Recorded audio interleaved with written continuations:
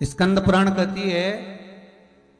जिस व्यक्ति पर कर्जा बहुत ज्यादा मात्रा में हो जाता है और कर्जा चूकता नहीं है, आप बहुत प्रयास कर लिए, करोड़ों रुपए का कर्जा हो गया, यहां से लिया वहां दिया, वहां से उठाया वहां दिया, वहां से उठाया वहां दिया, तो निवेदन है कभी मौका लगे कर्जा मुक्ति के लिए सारे वृक्षों में अगर कोई श्रेष्ठ वृक्ष माना गया है तो वो बट का वृक्ष माना गया महाराज। इसलिए प्रशासनिक कार्य के लिए,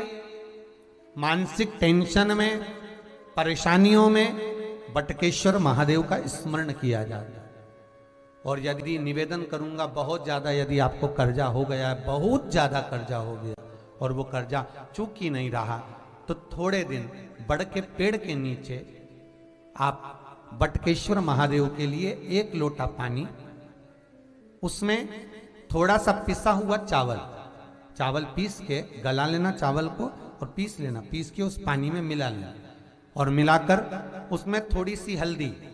पिसी हुई डालकर बटकेश्वर महादेव के नाम से बड़ के पेड़ के नीचे अपनी कामना कर कर जो कर्जा हुआ है उस कर्जे का भान देते हुए, स्मरण देते हुए छोड़ दीजिए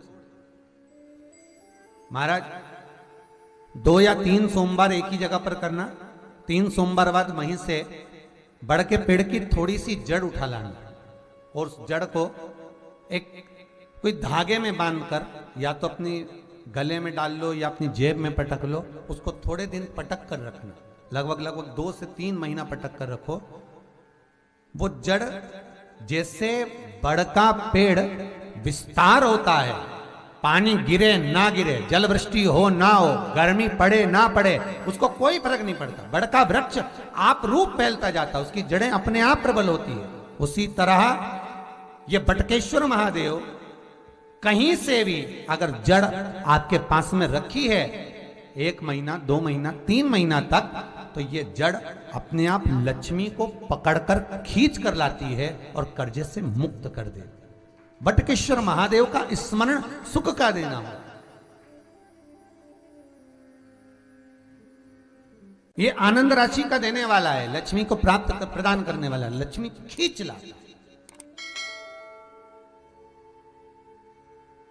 महाराज निवेदन करूंगा, इसमें ब्रह्मा का वास कहा गया क्योंकि भगवान शिव ने जब काल भैरव को प्रकट करा और काल भैरव ने जब ब्रह्मा के सिर को काटा, वो कटा हुआ सिर बहुत दूर तक लुढ़कता गया और ब्रह्मा जी के सिर के रक्त से कर्मनाशा नदी प्रकट हो गई। तब भगवान विष्णु ने भगवान शिव से विनती करी कि प्रभु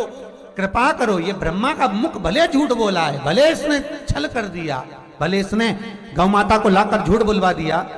केतकी के पुष्प को लाकर झूठ बुलवा दिया, भले इसने छल करा, पर निवेदन है इस ब्रह्मा का कटा हुआ सिर अगर ऐसा ही पड़ा रहेगा, दुनिया के लोग उससे नफरत करेंगे। आप कृपा करिए, आप करुणा करिए।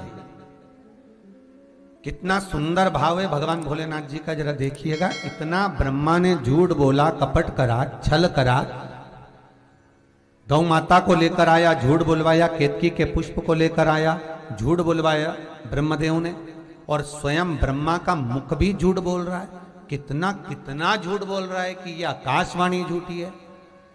इसके बाद भी मेरे देव अधिदेव महादेव, मेरे भूत भावन भूतेश्वर, त्रिकालदर्शी शिव, कैलाशी अविनाशी, मेरे शंकर, मेरे करुणा सागर